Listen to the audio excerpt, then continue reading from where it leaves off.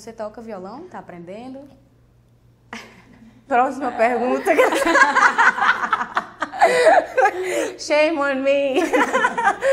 Não, então, eu tive 3 aulas de violão. Uma, aí passou um intervalo de quase um ano, aí eu tive outra, que foi com a Rebeca Câmara, que é uma violonista linda daqui. E aí eu conversei com a Rebeca, me conhece, falei, Rebeca, olha, assim, eu não quero ficar tocando violão e tal para me acompanhar, não. O que eu quero, na verdade, é porque, assim, a música ela é uma linguagem universal. Todos nós podemos falar, ela é uma expressão. Mas há uma gramática, que é muito importante.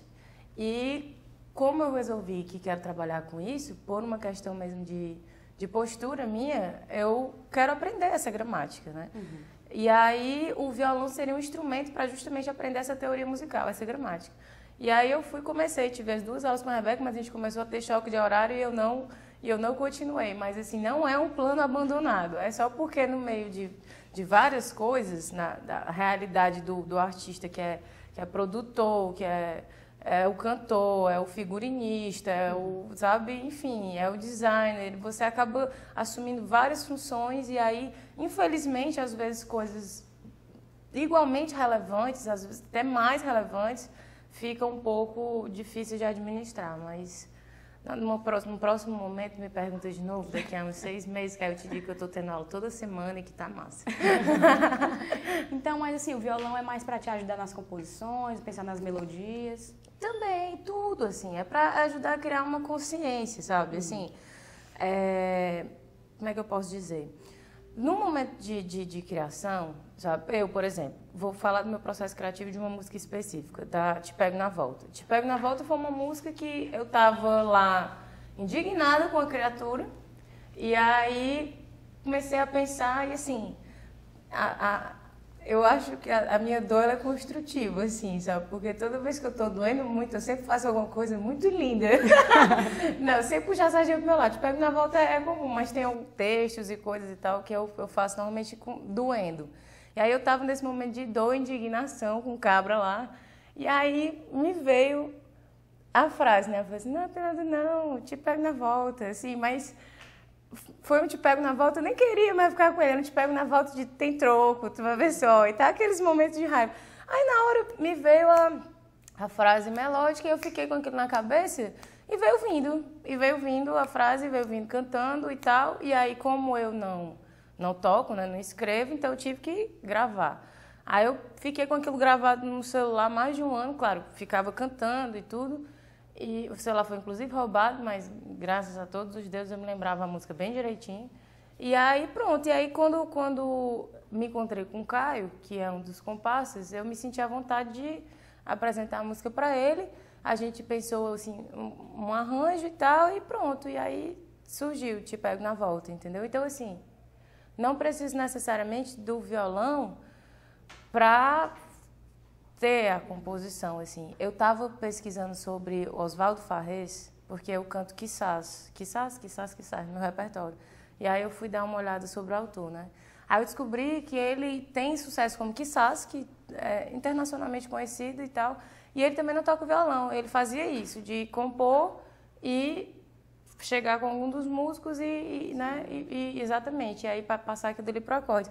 Tem outra composição minha, né, que é até com Chorão, que é a Gira, que foi a mesma coisa, que foi um ponto. Eu falei, bora aqui, Chorão, nossa primeira composição. Aí sentei aqui o Chorão, né, lá no ensaio da gente, e a gente fez essa música, que inclusive vai estar no CD, se Deus quiser.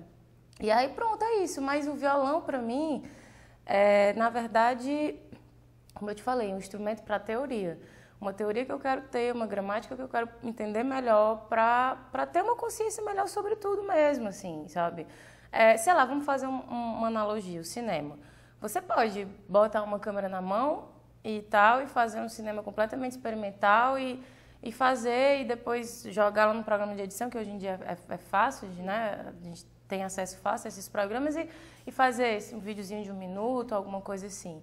Mas, a partir do momento que sei lá, você decide encarar isso profissionalmente, é interessante que você pare para estudar a teoria, entender e criar consciência sobre um processo. Porque quando você ganha consciência sobre um processo, aquilo que você faz intuitivamente, você pode, inclusive, fazer muito melhor. né? Então, é como se fosse isso, assim, sabe? Uhum. Então, as suas composições partem de momentos seus, né? E ele soube? Não.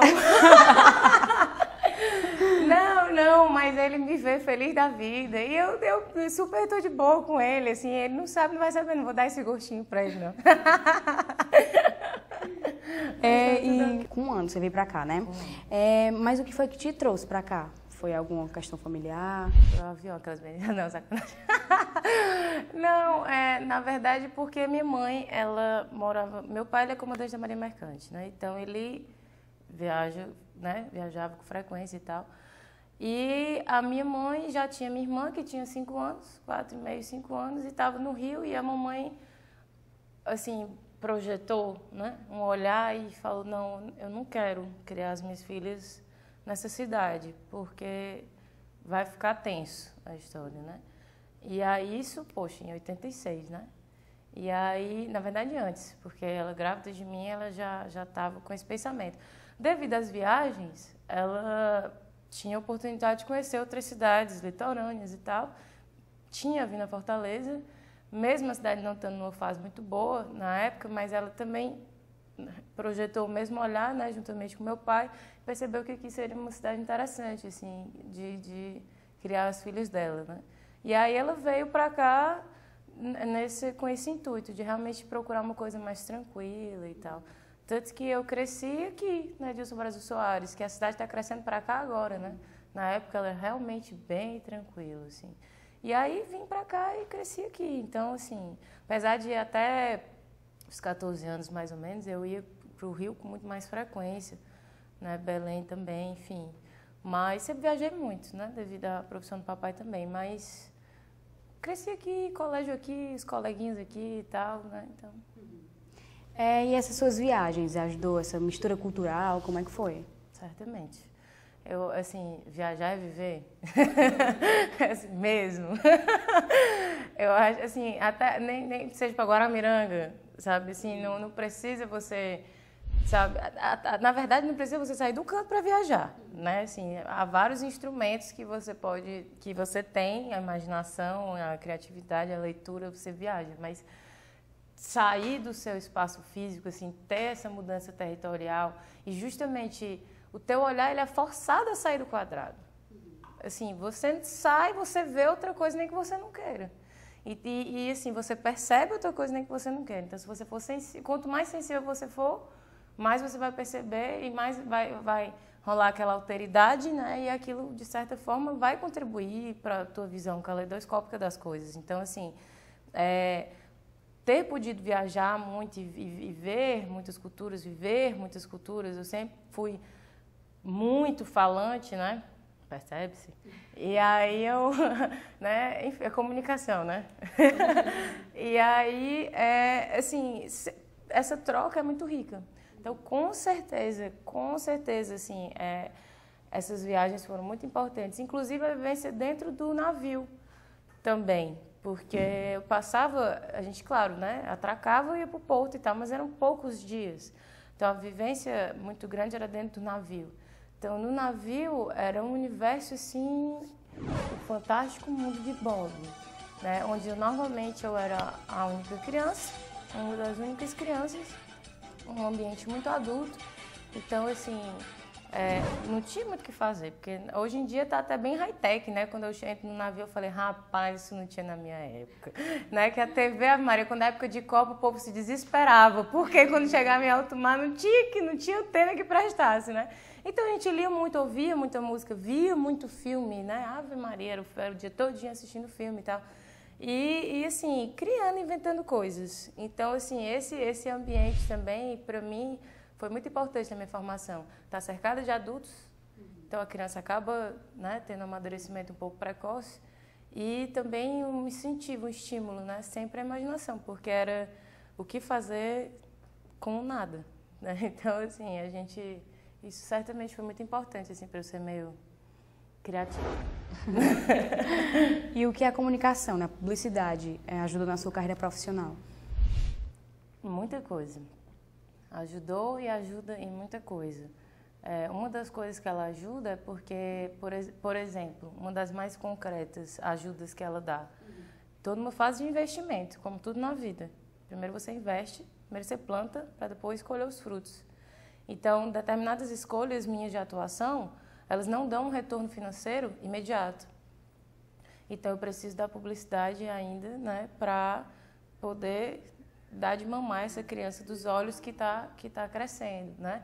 Porque a publicidade ela já é crescida, ela já anda com as próprias pernas, né? Já a música não, a música ela é um bebê lindo, uma criança linda, correndo danada por aí, mas ela ainda está precisando desse investimento, dessa atenção, né? Então a publicidade me ajuda concretamente nisso, além de assim entender processos criativos, a questão da produção. Hoje o artista independente ele precisa estar à frente dele como produtor. Não é só a música. Quem dera fosse só a música, quem dera eu pudesse, assim, estou trabalhando para isso, para poder me preocupar apenas em estudar meu repertório, minhas referências e ensaiar. Mas é longe de ser só isso, né? A produção, ela te exige muitas coisas. Então, o conhecimento que eu adquiri com a publicidade, que é muito amplo, né? Aqui a gente aprende muita coisa.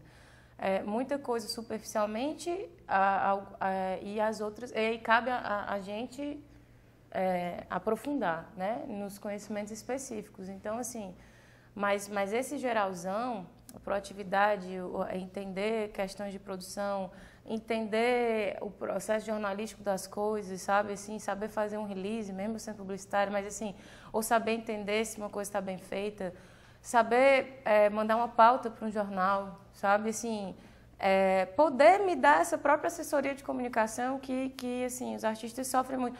Até um cartaz, entendeu? Que é mínimo, que assim, na publicidade eu trabalhava com redação e atendimento e assim, nunca foi meu forte design nem direção de arte, mas no pior das hipóteses, se eu tiver que fazer meu próprio cartaz, que não acontece porque eu tenho muito amigo design, mas eu poderia fazer.